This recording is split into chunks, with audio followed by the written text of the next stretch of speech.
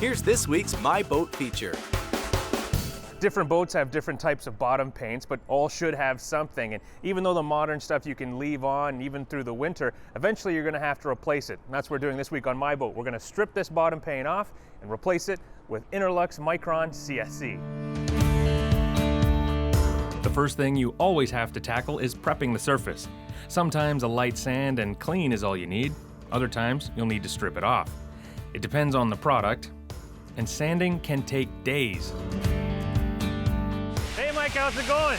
Hey Steve, how's that sanding job coming, man? That's a tough one. No, sanding, it's going good. Bottom paint's coming off nicely, faster than I thought. Oh, what's that sound in the background? No, it's noisy in the yard, you know, forklifts and stuff like that. Yeah, so I gotta let you go though, okay? Okay, follow up later. Bye. Okay, bye. Instead of a few days and lots of shoulder pain from sanding, you can hire experts to blast it off. We had the boat in a secluded corner so we could leave it unwrapped to highlight a section for TV, but you should always tent and tarp beneath it. In this case, the geoblaster is 80% water, so it's delicate on the hull. You'll have to touch up the edges by hand, but that's nothing compared to doing the whole thing. For any chips or cracks, use Interlux Watertight to fill the holes, sanding smooth after it dries overnight. Be sure to wash the hull with fresh water, especially after blasting, so it's clean and pH neutral. As for what kind of fouling paint to put on, well, that depends on your budget and your boat. Some of the most popular products in Canada are Fiberglass Bottom Coat. It's a good all-purpose product, and as a bonus is fast drying, so you can paint and launch the same day. Bottom Coat XXX is a solid general purpose option for season-long protection. Fiberglass Bottom Coat ACT is the best value and very popular. VC Offshore is for high performance and racing boats, power or sail. VC 17M takes that up a notch, adding metallic copper powder to the fluoro micro additive. It can mean up to 10% faster running. For those with aluminum boats, Trilux 2 is what you need.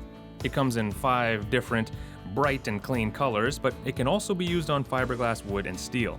For our test boat, we're going to be using Micron CSC though. Top-of-the-line stuff from Interlux that lasts for multiple seasons without repainting. But first, since we stripped it down to bare fiberglass, we need to put on Interprotect 2000E, which is a 2-part epoxy water barrier to protect from water absorption issues like osmosis and blistering. Best to dilute the first coat on the metal, in this case on the bronze underwater exhaust for example, about 10%. That'll allow it to go on like warm butter on an English muffin, getting into every nook and cranny. The basic calculation of how much you'll need is length in feet multiplied by the width of your boat multiplied by 0.85, since it's not a perfect rectangle and curves in at the bow. That's the approximate square footage, and then divide that by 60 and you'll know how much you're looking at.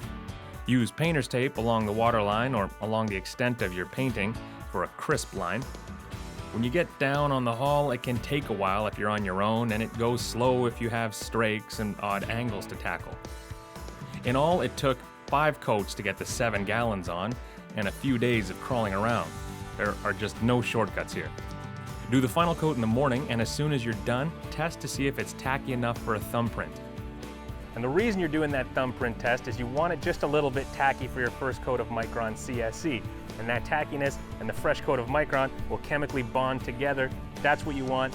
Leave it for at least 16 hours before putting on your second coat of the Micron.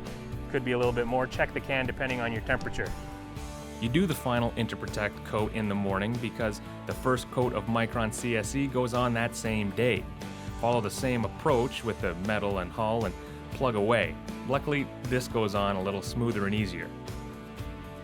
Be sure to go back and touch up any spots you've missed if you're using a roller. This will take 2 coats, the second going on the following day, or it could be weeks or even months later. No rush on that second coat. But it does need to dry for at least 16 more hours before splashing. But the good news is, once this is done, you won't have to do this again for years.